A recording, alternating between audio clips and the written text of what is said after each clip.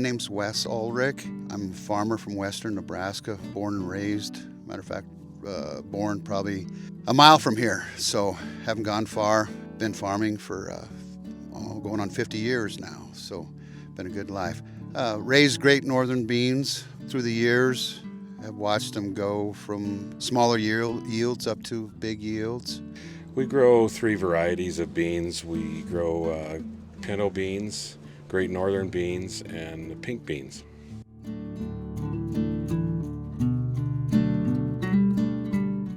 One of the biggest benefits to having beans in our rotation is beans are also a crop that produces nitrogen, so that helps the next crop out that uses a lot of nitrogen. So.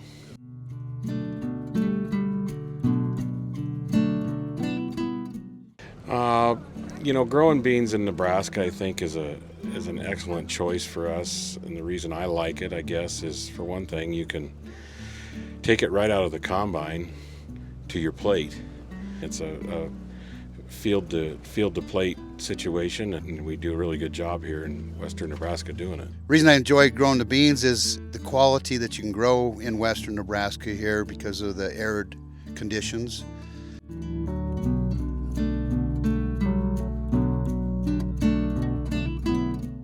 So with dry beans being a specialty crop, it's important to have someone in between the grower and the end product coming into the processor, just to make sure that grower can bring in the best crop possible, as far as yield, as far as quality. And there's constantly things changing as far as the production practices, so to make sure that we can control all of the weeds and all the pests and problems that can take place, it's good to have folks like myself to work with the producer and partner with them to bring in the best crop we can.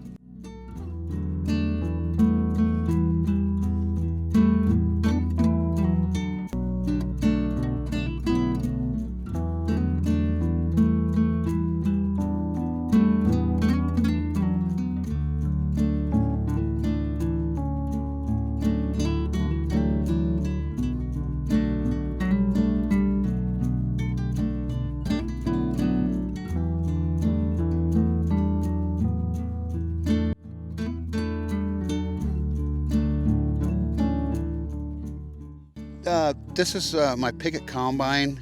It's a specialty combine that only harvests dry edible beans.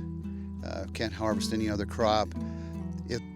It's known for its gentleness to the beans, for the great quality that it puts out.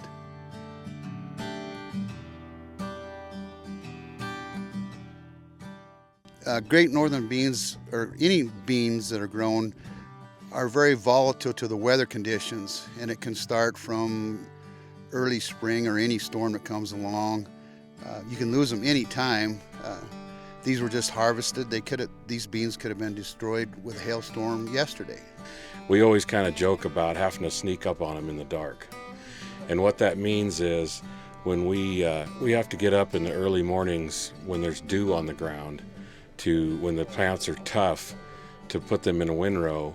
And then we have to wait all day until the middle of the afternoon to combine them when they're nice and dry so that they shell out of the pods. So it's a very unique crop to grow, and it takes a lot of time to do it. It's a different crop that we grow here. It requires doing a lot of different stuff, getting up early, which I know a lot of people hate, but really I don't mind it. It's so pretty to wake up in the morning and you're working in the pitch black, and then all of a sudden you see the sun start to come up, and it's just something different. And it requires a lot of work, but it's a good feeling when you finally get to see the finished product go in the combine and in the truck into town.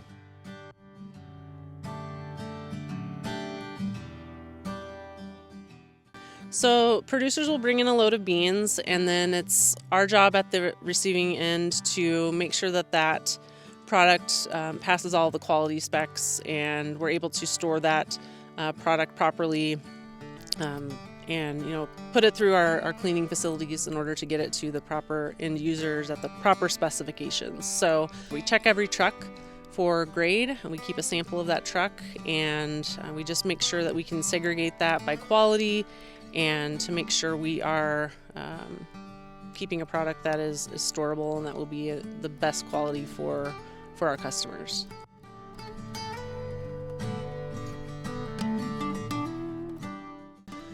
The sample we pull from the truck, we simulate what our cleaning process is within our different mills, and that's what we do to kind of test what product we'll be able to market.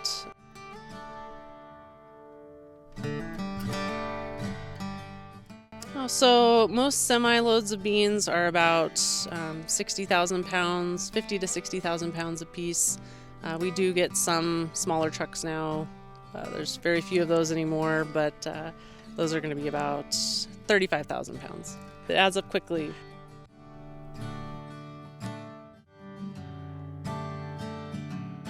So from Trinidad's point of view, we're a major retail packager, so a lot of our dry beans are going to meet package spec, so they need to look really good in a bag on a shelf.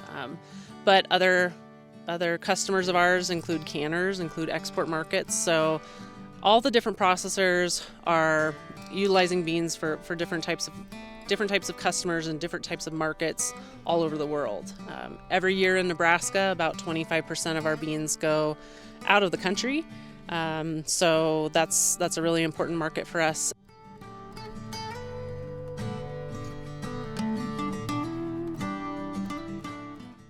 Another thing for growing the dry edible beans is the great nutrition that beans are good for you.